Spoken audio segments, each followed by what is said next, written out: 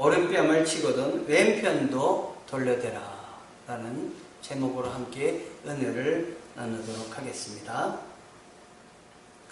오늘 말씀은 조금 실천하거나 이해하기가 힘든 말씀입니다. 오른뺨을 주면 왼뺨을 주라. 속옷을 가져가려거든 겉옷까지도 줘라. 오리를 가보자 하면 심리를 같이 가라. 현대사회에서 이러한 그 방법으로 살아간다면 우리가 생존하기가 아마 굉장히 어려울 것입니다. 그런데 이 말씀을 깊이 살펴보면 오늘 우리에게도 크게 의미하는 바가 있다라고 생각을 합니다. 이 말씀 속에 이루어지는 감동을 생각할 때 우리는 이 말씀대로 사는 것도 도전해 볼 만합니다. 오늘 먼저 5장 38절 39절에 눈에는 눈으로 이에는 이로 라는 말을 너희가 들었다. 그러나 나는 너희에게 말한다. 악에 맞서지 말아라. 악한 자를 대적하지 말아라 라는 말씀이 있습니다. 우리 예수님께서 말씀하시면서 율법에 쓰여있는 보복하지 말라에 대해서 이야기를 먼저 하고 계십니다. 우리 주님께서는 구약에 이렇게 보복하지 말라 하는 법을 주셨음을 기억을 합니다.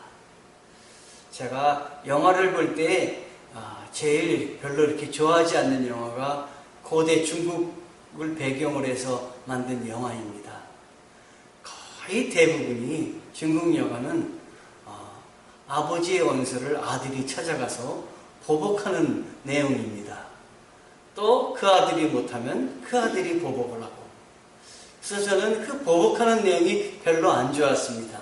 물론 날아다니고 하늘에서 싸우고 하는 것은 참 놀랍다고 생각을 하지만 저는 별로 그렇게 재미가 없었어요. 그래서 제 동생이 그 영화를 보러 가자 그러는데도 저는 중국 영화는 거의 보지를 않았습니다. 보복한다는 것, 그거는 계속 보복을 부릅니다. 그런데 오늘 여기에 눈에는 눈으로 이에는 이로라는 말을 너희가 들었다. 이것은 눈에는 눈으로, 그 다음에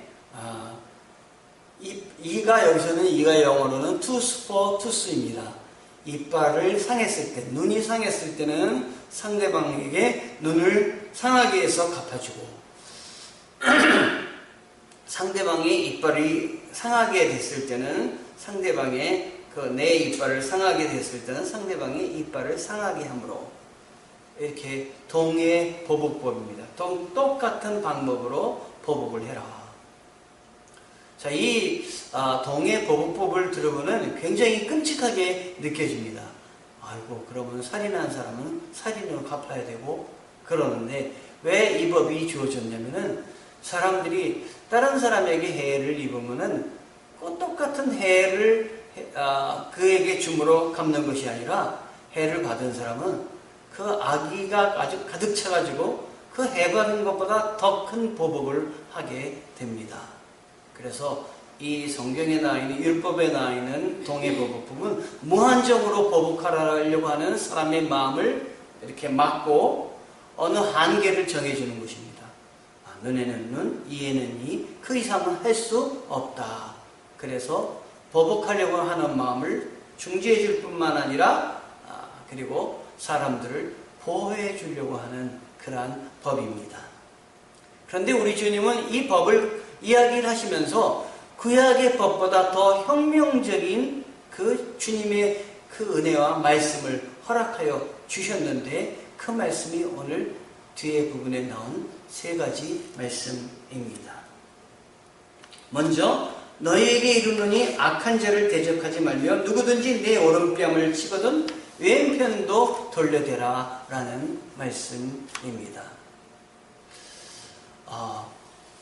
오른뺨을 치거든, 오른뺨을 친다는 것은 이쪽 뺨이 오른쪽 뺨입니다. 이쪽 뺨을 치려면 보통 상대방이 앞에 있다면 왼손으로 칠 때 이쪽 밤을 칠 수가 있습니다. 오른손으로 칠 때는 칠 수가 없어요. 그래서 그런 생각을 했습니다. 외국에는, 서양에는 왼손잡이가 많아서 오른뺨을 치면은 왼쪽도 돌려대라, 이렇게 말하는 게 아닌가라는 생각이 들었습니다. 그런데 학자들의 그 성경에 대해서 연구한 것을 볼 때 왼손으로 오른쪽 뺨을 때리고, 가끔 뭐 TV에서 연극에 그게 보면은 너무 분노해가지고 상대방을 뺨을 때리는 경우가 있는데, 두 손을, 양손을 다 써갖고 막 때리는 경우가 있어요. 이렇게 왼손도 때리고 오른손도 때리고. 그러는데 그게 아니고, 오른손으로 상대방을 때리는데 오른손으로 오른쪽 뺨을 때릴 수가 없으니까 이건 등으로 때린다고, 등으로 탁 때린다고 하는 것입니다. 이거는 상대방을 굉장히 상대방을 낮게 생각하고 모욕하는 마음을 거기에다 담은 것이라고 합니다. 이렇게 상대방을 모욕하는 마음으로 상대방이 자기를 무시하고 때렸을 때 어떻게 해야 되느냐? 그때 왼뺨도 돌려대라, 왼뺨도 갖다 줘라. 이것은 당시에 권력자들이 아주 가난하고 또 외롭고 힘이 없는 유대 백성들을 향해서 그냥 폭력을 휘둘렀음을 알 수가 있습니다. 그때 이것은 그들의 법에 의해서, 그들의 그 어떤 힘에 의해서 제압하는 오른뺨 때리는 것이었다면 너희는 거기에서 하나님의 은혜로 오히려 용서하는, 그들의 권력에 의해서 매맞는 거였다면 이번에는 내가 양보하고 오히려 그들에게 왼편을 돌려대면서 그들의 잘못을 스스로 인정하게 하는 그러한 모습을 너희들이 가져라 라고 하는 것이었습니다. 그리고 또한 속옷을 가지고자 하면 겉옷까지도 가지게 하라 라는 말씀이 있는데, 이스라엘에서는 이 속옷하고 겉옷이 굉장히 다릅니다. 속옷은 그냥 평상복으로 입는 옷이라면, 우리같이 내복을 입고 속에 있는 메리아스를 입는 것이 아니라 겉에 생활하는 옷입니다. 근데 겉옷은, 이거는 외투와 같아가지고 굉장히 비싸기도 하지만 밤에 추울 때는 이불과 같이 덮어서 사용할 수 있는 것이 이 겉옷이라고 합니다.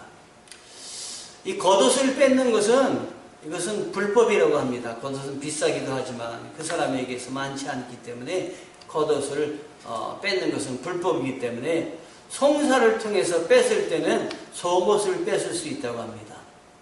그런데 속옷을 뺏겠다고 권력자들이 송사를 할 때 너는 거기에 그것만 당하는 것만 생각하지 말고 겉옷까지도 내어줄 수 있는 그러한 여유를 가져라 하는 것입니다.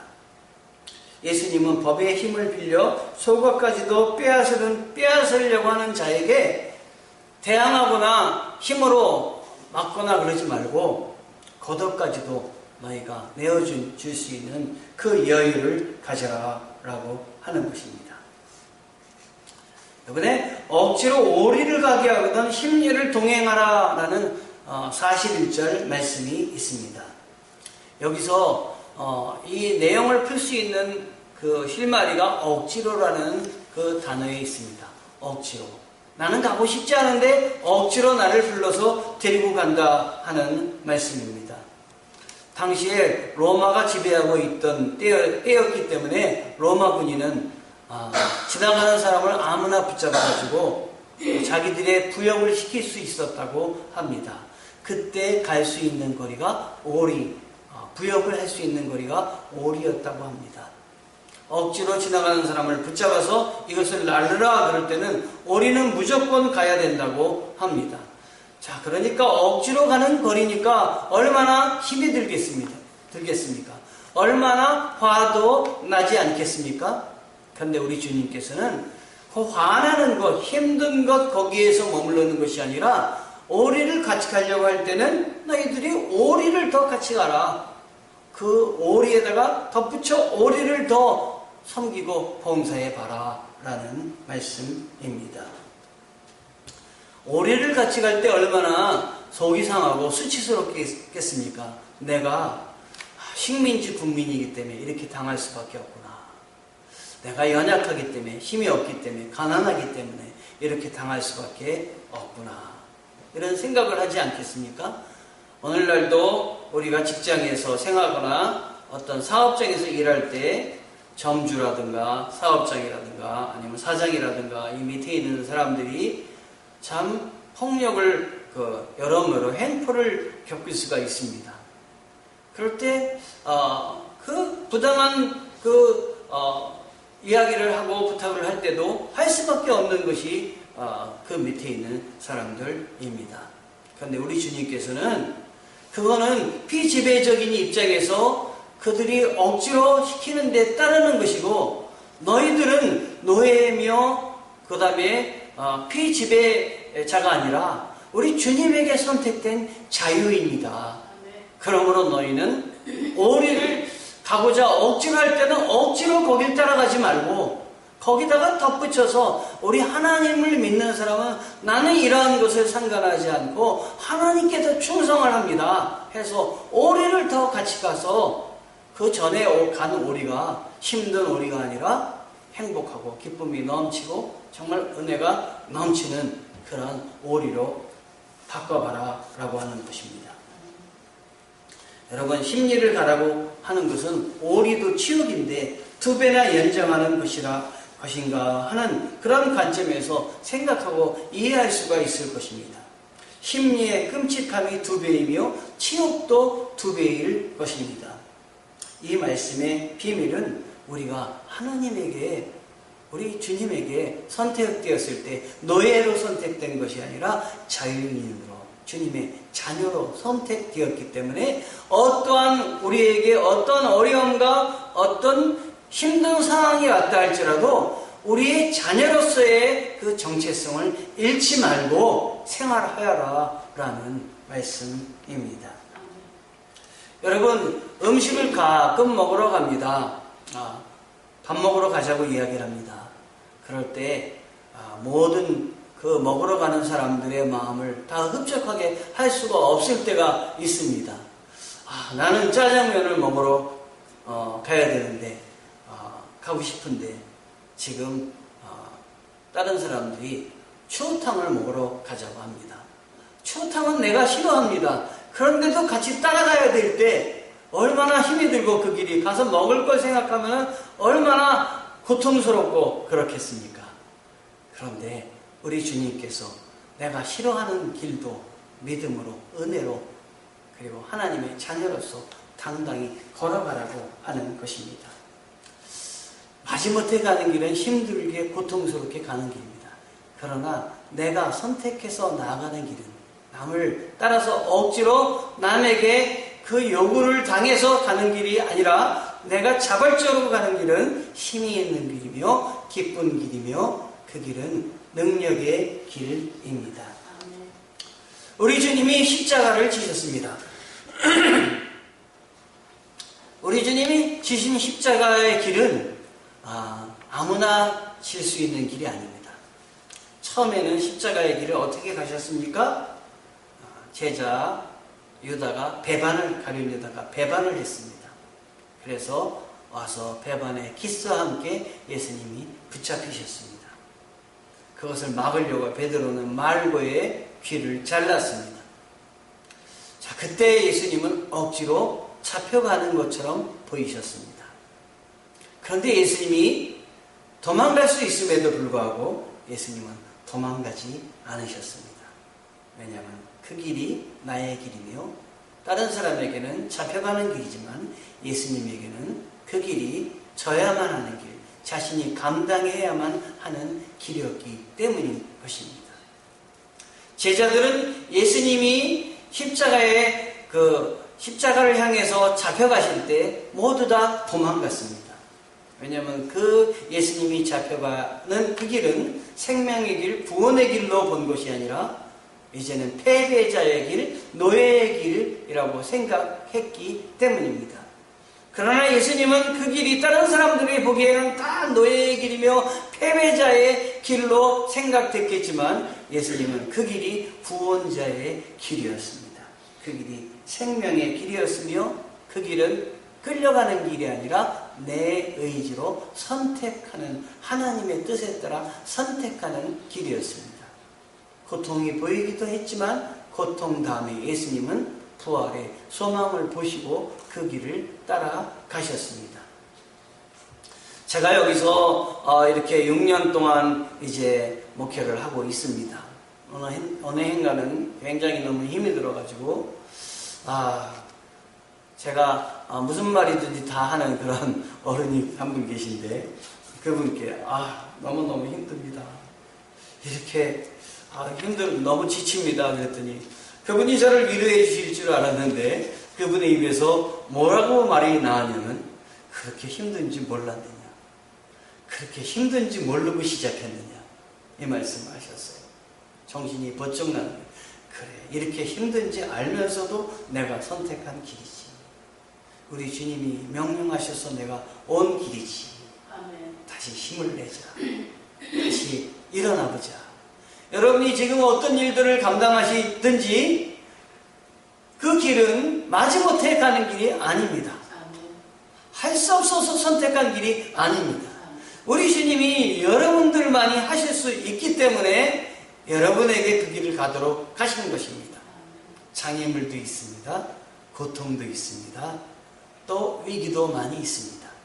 그래도 우리는 견뎌낼 수가 있습니다. 왜냐? 그것은 노예로서 마지못해 가는 길이 아니라 주님이 나에게 명령하신 길이기 때문입니다. 노예의 길이 아니라 자유인의 길입니다.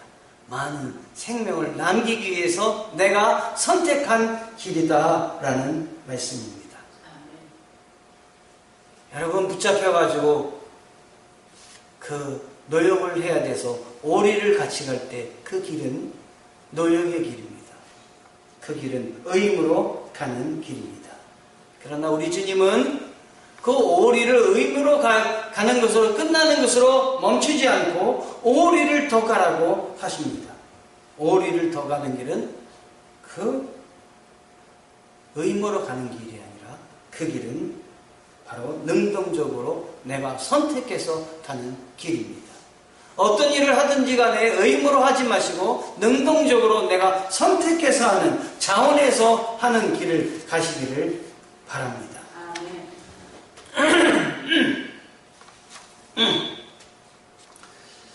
로마 사람들은 예수 믿는 사람들이 이상하다고 생각을 많이 했습니다. 다른 사람들은 오리를 이렇게 같이 갈 때 막 화를 내고 불평을 하고 얼굴에 막 5만 가지 그 마음에 원치 않는 것들이 다 표현되는데 기독교인들을 잡아가지고 데리고 갈 때는 기독교인들은 웃으면서 감당하는 것입니다. 힘든 일도 힘든 일이라고 생각하지 않고 기쁨으로 감당하는 것입니다. 왜 그들은 기쁜 일이라고 생각하고 감당하냐? 주님이 원하시는 길이고 주님이 가신 길이고 주님이 이 땅에서 우리들에게 명령하신 길이기 때문입니다. 마땅히 가도 칭찬받지만 더 가주는 곳은 사랑의 길이며 행복의 길입니다. 기꺼이 가는 길 속에 복음의 그 길이 있는 것입니다. 속옷을 내달라고 하는 사람들에게 속옷만을 뺏겨서 원망하는 것이 아니라 겉옷까지도 내어줄 수 있는 여유는 바로 믿음의 소고 하나님이 이 모든 것들은 하나님의 소유입니다 라고 생각할 때 내어줄 수 있는 것입니다. 왼뺨을 억울하게 오른뺨을 억울하게 맞았을 때 원망하는 것이 아니라 왼뺨도 내어줄 수 있는 것은 바로 내가 주님의 자녀라는 그러한 내 마음에 든든함이 있기 때문에 다른 사람에게 해를 당해도 보복하지 않고 오히려 무저항으로 오히려 감당하며 더 나아가서는 왼편까지도 손해본 것 이상으로 그에게 더 주고자 하는 마음을 우리에게 허락하신 분은 바로 우리 주 예수 그리스도이십니다. 이렇게 살려고 하는 사람들에게는 불만이 없습니다. 이 사람들은 마음속에 주님의 사랑이 이미 넉넉히 있기 때문입니다. 넉넉히 가는 사람들에게 기쁨이 있습니다. 오리를 가는 길은, 이 길은 죄송합니다. 오리를 가는 길은 혼자 가는 길입니다. 나 홀로 외롭게 의무적으로 가는 길입니다. 그러나 심리를 가는 길은 나 홀로 외롭게 가는 길이 아니라 내 안에 이미 누가 계시냐면 주님이 계시기 때문에 선택한 길입니다. 그러므로 주님이 도와주십니다. 심리를 가는 길은 주께서 가라고 하시는 길에 순종해서 가는 길이기 때문에 주와 동행하는 길이며, 오리 갈 때 느끼지 못했던 것을 심리 갈 때 느끼며 하나님의 은총과 능력을 체험하게 되는 것입니다. 출발은 마지못해 할 수 없이 했다 할지라도 오늘 이 예배 드리는 것을 기점으로 해서 우리의 가는 길이 마음이 바뀌기를 원합니다. 내가 하는 것에 마음이 바뀌기를 원합니다. 마지못해 하는 것이 아니라, 의무로 하는 것이 아니라 나에게 맡겨주신 것을 사명으로 해야 되겠습니다. 법과 의무, 고집을 따라가는 길이 아니라 주님과 동행하는 길, 희생을 즐거움으로 여기는 복음이 되는 길을 가야 되겠습니다. 예배를 드리는 사람들 중에서도 오리길을 가듯이 예배를 드리는 분들이 계십니다. 마지못해서 예배드리고 억지로 와서 예배드리고 기쁨이 없이 예배드리고, 조금만 덥고 설교가 길면 벌써 짜증을 내고 몸을 비틉니다. 그러나 예배 자체가 설교가 어떻든지 찬송이 어떻든지 간에 하나님이 우리에게 예배를 드릴 수 있는 은혜와 권능을 허락하여 주셨기 때문에 예배자로 설 때는 하나님을 보고 예배를 드린다라는 마음을 갖고 예배드리는 사람은 기쁨이 있습니다. 자진해서 예배드리기 때문에 주님을 위해서 예배드리겠다고 오리가 아닌 힘있기를 더 나섰기 때문에 그 마다하지 않는 성도들은 예배가 지루하지 않습니다. 기쁨이 넘칩니다. 제가 학교 다닐 때 어떤 과목은 이제 만점을 맞은 과목이 있었어요. 만점을 맞은 과목은 어떤 과목이 만점을 받냐? 그냥 의무적으로 시험을 봐야 되겠다 하는 과목은 그냥 한 번 정도 봅니다. 그런데 한 번에 만족하지 않고 두 번, 세 번 더 봅니다. 두 번 보고 또 한 번, 세 번째 확인을 합니다. 그럼 반드시 만점을 맞습니다.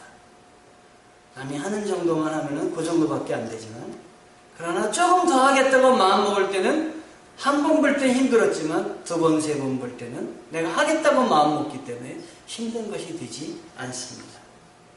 오늘 우리들은 심리길을 능히 가는 교회 성도가 되도록 노력해야 합니다.